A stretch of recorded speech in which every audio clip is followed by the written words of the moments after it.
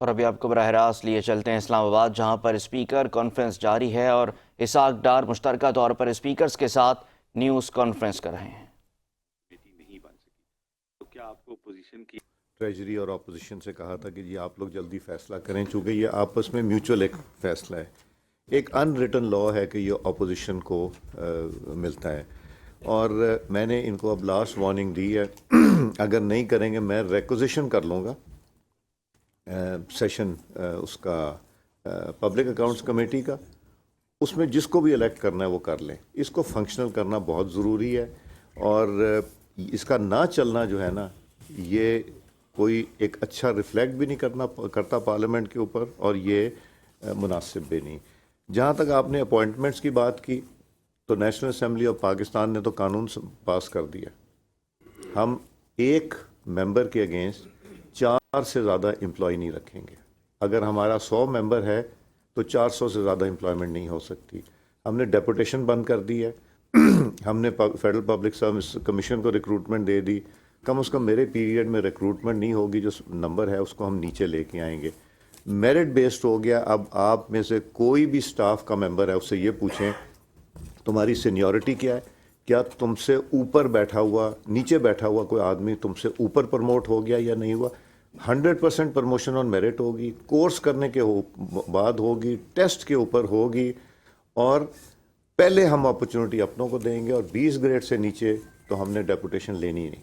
اگر لینی ہے کوئی اسپیشلسٹ لیں گے تو وہ مور دین 20 گریڈ، تو ہم اپنی اسٹرینتھ ریڈیوس کریں گے انشاءاللہ، اور ریڈیوس ریٹائرمنٹ کے تھرو کریں گے، اور انشاءاللہ اس کو انسٹیٹیوشن بنائیں گے۔ اور اسپیکر کی اتھارٹی کو میں نے کرٹیل کر دیا، میں اپنے آپ کو کرٹیل کیا، جو کلیکٹیو وزڈم ہوگا۔ میری جو فائنانس کمیٹی ہے اس میں میرے من پسند میرے دوست نہیں بیٹھے، اس میں ہر پارٹی کے سینئر لوگوں کو میں نے بٹھایا ہے، امین الحق صاحب ہیں، نوید قمر صاحب ہیں، عامر ڈوگر صاحب ہیں، تو اس ایسے لوگوں کو بٹھایا ہے جو کنٹریبیوٹ کریں اور ہم اس انسٹیٹیوشن کو بلڈ کریں، تو انشاءاللہ آپ کو اچھی ہوائیں آئیں گی ادھر سے۔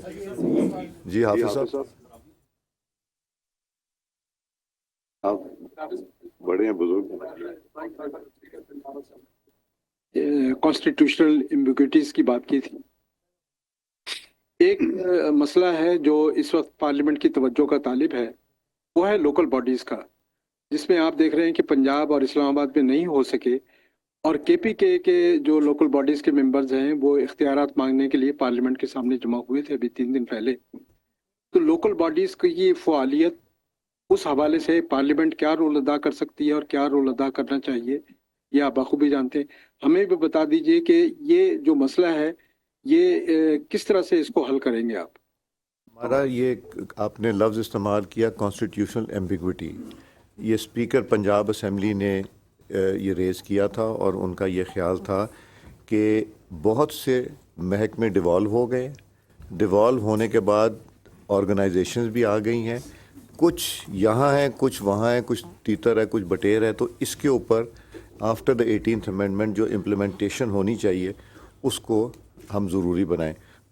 اس میں نیچرلی نیشنل اسمبلی اور سینٹ کا بھی رول ہوگا کہ ہم یہاں سے کیا کیا چیزیں اس پہ کر سکتے ہیں، تو سیکرٹریز کی کمیٹی اس کے اوپر ریکمنڈیشن بنائے گی، پھر ہم رسپیکٹیو گورنمنٹس اور اپوزیشن سے یہ ایشوز ٹیک اپ کریں گے۔ لوکل باڈیز کا بھی ایک بڑا امپورٹنٹ ایشو ہے کہ لوکل باڈیز الیکشن یا تو ٹائملی نہیں ہوتے، اگر ہوتے ہیں تو اختیارات کے ایشو ہو جاتے ہیں، یہ بھی ڈسکس ہوا جو کہ ہماری سیکرٹریز کمیٹی ریکمنڈیشن بنائے گی۔ ابھی تو ہماری انیشل ڈیلیبریشن ہوئی ہے، جب یہ اس کے اوپر ڈیٹیل ڈاکیومنٹ آئے گا تو پھر ہم فیصلے لے کے گورنمنٹ اور اپوزیشن کو انگیج کر کے اس میں بہتری لائیں گے انشاءاللہ۔ جی جناب ملک احمد خان صاحب تشریف فرما ہیں، یہ اوپنر بیٹسمین ہیں شہباز شریف صاحب کے، آپ خود تشریف فرما ہیں، آپ نواز شریف صاحب کے اوپنر بیٹسمین ہیں، گیلانی صاحب جو ہیں زرداری صاحب کے اوپنر بیٹسمین ہیں، تو اتنی بڑی جو ایلیٹ ہے یہاں، آپ دونوں بیٹسمین جو ہیں وہ اپنی اپنی قیادت کو اگر قائل کریں، شہباز شریف صاحب کو ملک احمد خان صاحب قائل کریں، آپ نواز شریف صاحب کو قائل کریں، سر جو ہیں زرداری صاحب کو قائل کریں، سارے مل کے چلے جائیں اڈیالہ، اور مذاکرات کا آغاز وہاں بیٹھ کے اگر کیا جائے تو شاید، کیونکہ بہت سارے لوگ کہتے ہیں کہ جمہوری لوگ جب پھنس جاتے ہیں تو دوسرا جمہوری بندہ جو ایلیٹ ہوتا ہے وہ بچانے نہیں اسے آتا، تو آپ تو دوست بھی ہیں عمران خان صاحب کے، اور بڑے زبردست لوگ ہیں سارے، تو اس طرح اگر انیشیٹ، اور مولانا فضل الرحمان کو تو وہ خود بلا رہے ہیں اڈیالہ میں، تو اگر یہ ساری رولنگ ایلیٹ ان امور پر سوچے تو شاید جمہوریت کی مضبوطی جس کے لیے آپ بیٹھے ہیں اسپیکرز کانفرنس میں، شاید سر اس میں بھی کچھ ہو سکے. اس پہ کمنٹ کر دیجیے. میں سوچ رہا تھا آپ ان کو شعیب اختر کریں گے کہ یہ تیز بالنگ ہیں، یہ وسیم اکرم ہوں گے، تو میں بھی کوئی چھوٹا موٹا فاسٹ بالر ہوں گا. آپ نے بیٹسمین بنا دیا چھکے مارنے کے لیے. دیکھیں ہم دروازے کھول سکتے ہیں، ہمارے پاس کوئی آئے گا، ہم لوگوں کو پکڑ کے نہیں کہہ سکتے آ جاؤ بھائی آؤ میں کراتا ہوں. وہ اگر ان کی مرضی ہوگی آنا چاہتے ہیں تو ہم نہ نہیں کریں گے، ہم فیسیلیٹیٹ کریں گے. بلکہ ہمیں جس کی بھی منت کرنا پڑی، گورنمنٹ کی ہوگی یا گورنمنٹ کے وزیروں کی ہوگی یا پرائم منسٹر صاحب کی ہوگی یا چیف منسٹر صاحبان کی ہوگی یا پریزیڈنٹ صاحب کی ہوگی، ہم منت کریں گے کہ جی آپ بھی کمیٹی بنا. ایک دفعہ کمیٹی بن کے جس دن ڈائلاگ شروع ہو گیا رستہ بننا شروع ہو جائے گا. اور ہمارا دفتر ہے حاضر، ہم لوگ دفتروں میں بیٹھ کے فیسیلیٹیٹ کریں گے خاموشی سے، اور دونوں کو کوشش یہ کریں گے کہ ان کو یہی، اور ہم کوئی آیت الکرسی درود شریف پڑھیں گے، پھونکیں گے سب پہ تاکہ کوئی بہتر آ جائے. جی سر پلیز یہ بیک بینچر سے بھی لے لیں یہ سر. جینڈر ڈسکریمنیشن نہیں ہونی چاہیے. فورم کے حوالے سے دوسرا بھی آتے ہیں اور فورم کی بات دونوں باتیں تو آپ نے اس بات سے شاید رمضان صاحب کو بھی آگاہ کیا اور اسپیکر صاحب نے ہمیں بھی موقع ملنا چاہیے. سر اس سوال کے ساتھ ایک چھوٹا سا سوال سر چیئرمین سینڈر صاحب سے، ایک اس کے ساتھ ایک متصل ایک سوال ہے چیئرمین صاحب سے، پلیز ادھر سر سے گزارش ہی کرنی ہے. معصومانہ سوال ہے، ایک تو وزراء کی بات ہے انہوں نے سوال کوئی معصومانہ نہیں ہوتا. سر بس اس کے لیے اچھا چیف ویب کی تو آپ نے کردار کا بتا دیا سر. اس کے ساتھ ساتھ مسئلہ یہ ہے کہ پپس کا کیونکہ کردار جو ہے وہ ایک بڑا اہم ہے، اور آپ جناب نے بتایا بھی اس معاملے میں، اور چیئرمین صاحب کے وزیر عدالت کام کر رہے ہیں، تو اس میں کیا کردار ادا کریں گے پپس کے حوالے سے پلیز. بسم اللہ الرحمن الرحیم. یہ جو آپ نے ایک دو سوال کیے ہیں، پہلے تو یہ جو اسپیکر صاحب نے یہ پریس کانفرنس کی ہے اور جو سیلینٹ فیچرز کے بارے میں انہوں نے بات کی ہے، میں اس سے پورا متفق ہوں. ہم نے مل کے تمام اسپیکرز نے اور ہم نے مل کے فیصلے کیے ہیں. جو انہوں نے آج پریس کانفرنس میں کہا ہے میں اس کے ساتھ ہوں. دو چیزیں جو تھی جو آپ نے بات کی اور ایک دو اور، وہ صرف یہ ہیں جو 18 امینڈمنٹ کے بارے میں بات ہوئی اور ڈیولوشن کے بارے میں بات ہوئی. 18ویں ترمیم جو ہے اس سے ملک میں اسٹیبلٹی آئی ہے. اس میں جو چھوٹے صوبوں کی احساس محرومی ہے وہ دور ہوئی ہے، اور ان کے جو ایشوز تھے ان میں کچھ حد تک اس معاملے کو سنبھالا ملا ہے.